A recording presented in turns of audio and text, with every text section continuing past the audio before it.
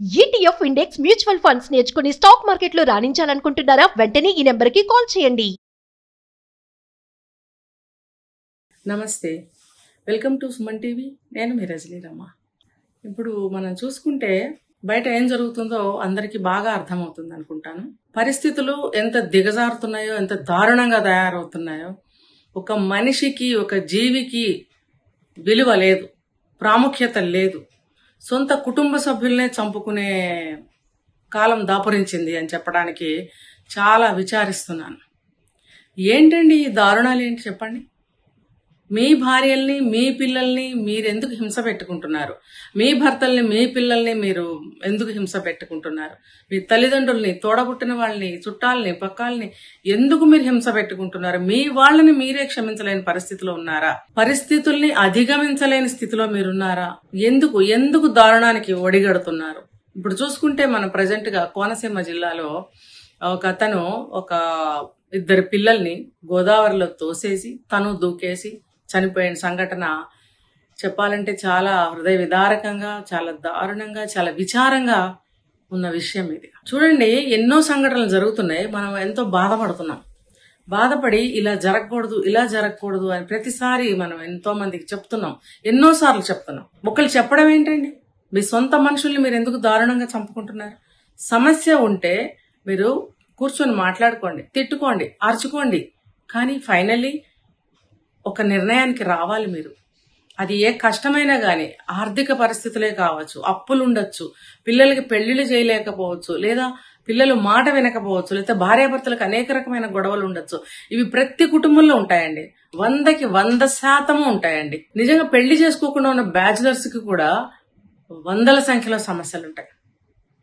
ప్రతి మనిషి, జీవై పుట్టిన ప్రతి మనిషికి కూడా సమస్యలు ఉండనే ఉంటాయి. నిజం చెప్పాలంటే కుక్కలకి, నక్కలకి కూడా సమస్యలు ఉంటాయండి. దానికి కాలికి దెబ్బ తగులుతుంది, దానికి ఫుడ్ దొరకకపోవచ్చు. ఒక్కొక్క రోజు అది చచ్చిపోతుందా? ఒక పూట పస్తుంటుంది, మళ్ళీ దాని ఆహార సేకరణ కోసం బయలుదేరుతుంది. దానికి కాలికి దెబ్బ తగిలితే ఒక పక్కన కూర్చుంటుంది రికవర్ అయ్యే వరకు. మళ్ళాంటి వాళ్ళు ఎవరైనా జాలి తలిచి ఫుడ్ వేస్తే దానికి సహిస్తే తింటుంది, లేకపోతే అవాయిడ్ చేస్తుంది. ఆ దెబ్బ మానే వరకు కూడా అలా రెస్ట్ తీసుకుని మళ్ళీ తను ఆహారపు వేట కోసం వెళ్ళటం అనేది మనం చూస్తున్నాం చుట్టుపక్కల. ఒక జంతువు నుంచి, ఒక చెట్టు నుంచి, ఒక ప్రకృతి నుంచి మనం ఎన్నో నేర్చుకోవచ్చండి. ఎవరు గమనిస్తున్నారు? ప్రకృతిని అబ్జర్వ్ చేయండి. మనం ఎలా బ్రతకాలి, అసలు ఎలా బ్రతుకుతున్నాం అనేది మనకు అర్థమవుతుంది. ప్రకృతి నుంచి నేర్చుకోమని మనం ఒక వీడియో కూడా చేశాం. దీనికి అంతటికీ కూడా మన జీవితం పట్ల అవగాహన లేకపోవటం, ఎలా బ్రతకాలి అనేటువంటి ఒక ఉపాయం గాని, ఒక ప్లాన్ గాని లేకపోవటం. కోపం వచ్చిందా, భార్య ఉంటే భార్యను చితగొట్టడం, పిల్లలుంటే పిల్లల్ని చితగొట్టడం. ఒకటా ఎన్ని రకాల అన్యాయాలు, అక్రమాలు, దారుణాలు చేస్తున్నారు. మీరు మనిషి అయి పుట్టారా? మానవ జన్మ గురించి ఏమైనా ఎప్పుడైనా తెలుసుకున్నారా మీరు? అసలు మానవ జన్మ అంటే ఏంటి? ఎన్ని వీడియోలు వస్తున్నాయండి, ఆధ్యాత్మికమైనటువంటి వీడియోలు ఎన్ని మన కోసం ప్రవచనాలు చేస్తున్నారు పెద్దలు. మీరు ఏమి సమాజంలో చూస్తున్నారు? దేనిని మీరు అబ్జర్వ్ చేసుకుంటున్నారు? అసలు దేన్ని మీరు గమనిస్తున్నారు? దేన్ని మీరు ఫాలో అవుతున్నారు? అసలు దేనికైనా కొరగాకుండా పోతున్నారు కదా? దేనికైనా పనికొస్తున్నారా మీరు? ఎంతసేపటికి ఏదో ఎంత చేసుకోవడం, సంపాదించుకోవడం, తినటం, సినిమాలు షికారులు చేసుకోవడం, ఉద్యోగం చేసుకోవడం, పడుకోవడం. కోపతాపాలు వస్తే భరించలేనంత, మీకు ఎలా నరాలు తెగిపోయేంత కోపంతో మీరు కోపం కట్లు తెంచుకొని ఊగిపోతున్నారు. దాని పర్యవసానం ఇంట్లో భార్యని కొట్టడం, చంపడం, తిట్టడం, పిల్లల్ని కొట్టడం, చంపడం. ఈ దారుణాలు ఏంటండి? ఒక భార్య కాదు, భర్తే కాదు, ఎవరైనా నేను చెప్తున్నాను. మీరు సమస్య ఉన్నప్పుడు ఎందుకు మీరు పరిష్కరించుకోరు? మీకు అంత పొగరబట్టి చస్తున్నారా? భార్యను చంపేస్తారా? భర్తను చంపేస్తారా? పిల్లల్ని చంపేస్తారా? మీరు చావండి కావాలంటే. మీకంత కష్టంగా ఉంటే మీరు చావండి. కడుపును పుట్టిన పిల్లల్ని ఎందుకు చంపుతున్నారు? అసలు ఎందుకు కంటున్నారు? మీరు మనుషుల దున్నపోతుల బుద్ధి జ్ఞానం ఉందా మీకు? అసలు ఏం బ్రతుకుతున్నారండి మీరు? కడుపు తినేది అన్నమేనా? రకరకాల పంచభక్షాలు రుచిగా చేసుకుని మరీ తింటారే, హోటల్స్కి వెళ్ళి మరీ తింటారే, డబ్బు తగలేసుకుని అప్పు చేసి మరీ తింటారే. తినేది అటువంటి అమృతతుల్యమైనటువంటి రుచికరమైనటువంటి ఆహారాలు తింటూ ఏంటి విషం కక్కుతున్నారా మీరు? ఎక్కడి నుంచి వస్తున్నాయి మీకు ఈ సంస్కారాలు? మీకు జన్మ సంస్కారం అంటే ఒకటి ఉంటుంది. ప్రతి తల్లిదండ్రులు కూడా పవిత్రంగానే పిల్లల్ని కంటారు. పెంపకాలు ఎలా ఉన్నా కూడా ఆ జన్మతోటే సంస్కారం అనేది వస్తుంది. పుట్టిన తర్వాత మనం ఎన్నో సంస్కారాలు చేసుకుంటాం, ఎన్నో సంస్కరించుకోవాల్సిన అవసరం ఉంది. ఒక ఆలోచనని, ఒక నడవడికని, ఒక బుద్ధిని, ఒక మాటని, సమాజంలో మనం ప్రవర్తించిన తీరుని ఎన్నో ఎన్నో ఎన్నో సంస్కారాలు చేసుకుంటూ మనం ముందుకెళ్లవలసిన ఆవశ్యకత ఎంతో ఉన్న ఏ రోజుల్లోనైనా ఉంది. ప్రస్తుతం సమాజంలో ఎన్నో దారుణాలు పెచ్చుమీరిపోతున్నాయి. ఈ సమయంలో ప్రతి ఒక్క పౌరుడి బాధ్యత ఏంటండి? పక్కన ఏదైనా అన్యాయం జరుగుతుందా, అక్రమం జరుగుతుందా, మన వంతు ఏమన్నా చేద్దామా, మనం వెళ్లి దాన్ని అడ్డుకుందామా, మనం రక్షిద్దామా?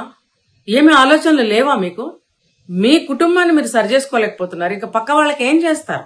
మీరు ఎటువంటి దరిద్రపు స్టేజ్ లో ఉన్నారో అర్థమవుతుందా? మీరు దేనికి పనికిరాని ఒక హీనమైన ఒక నిస్సహాయ స్థితిలో పడి కొట్టుకుంటున్నారని మీకు అర్థమవుతుందా? ఇప్పుడు ఎవరు ఎందుకు చంపారు, ఎంతమందిని చంపారు అనేది అప్రస్తుతం. జరిగిన దారుణాలు ఎన్నో జరుగుతున్నాయి. ఆ మధ్య కూడా ఒక తండ్రి ఇలా సేమ్ కేసు జరిగింది, మీరు గుర్తుందా లేదా? ఒక పాపను తోసేశాడు, చిన్న పాపని. వెంట ఒక పెద్ద బాబు ఉన్నాడు, 11 సంవత్సరాల బాబు. ఆ బాబు కూడా సేమ్ ఇలాగే చూసి నన్ను ఎందుకు తోస్తున్నావు నాన్న అని పారిపోయాడు అక్కడి నుంచి. పారిపోతే ఇక్కడ ట్విస్ట్ ఏంటంటే, ఇప్పుడు ఈ కేసులో పారిపోతే కూడా పట్టుకొచ్చి తోసేసి చంపేశాడు ఇక్కడ తండ్రి.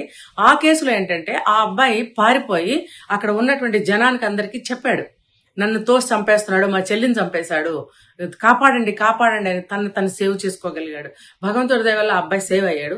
ఇక్కడ దురదృష్టవశాత్తు ఈ బాబు చనిపోయడం జరిగింది. అంటే ఇలా ఒకళ్ళని చూసి ఒకళ్ళు చేస్తున్నారా? ఈ దారుణాలు ఏంటండి? ఎందుకు చనిపోతున్నారు మీరు? అసలు నేను చెప్తున్నాను, మన మెంటాలిటీ ఏంటో మనకు బాగా తెలుసు. ఎవరి మెంటాలిటీ వాళ్ళకి బాగా తెలుసు. తెలిసినప్పుడు మీ మెంటాలిటీ పెళ్లికి, వైవాహిక జీవితానికి, పిల్లల్ని కంటానికి, ఒక బాధని, ఒక కష్టాన్ని ఓర్చుకోవడానికి మీకు సహనం ఇవన్నీ ఉన్నప్పుడే మీరు పెళ్లి చేసుకోండి.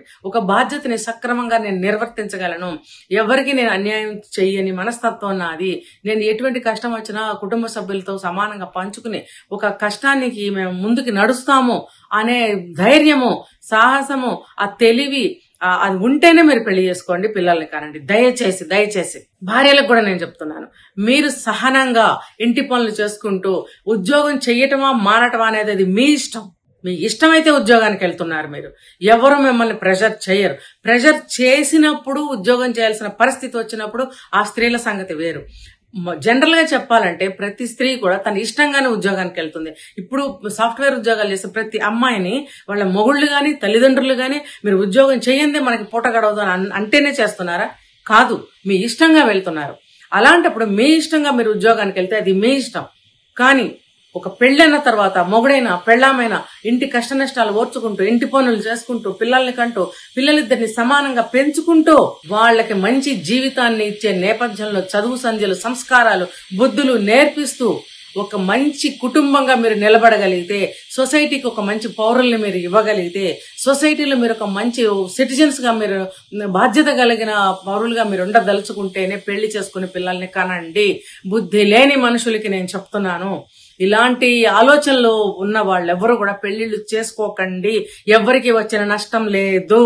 మీరు చచ్చినా కూడా భూమికి బరువేమి కాదు, భారం తగ్గుతుంది. ఇంకా భూమికి ఏమి బాధ కాదు.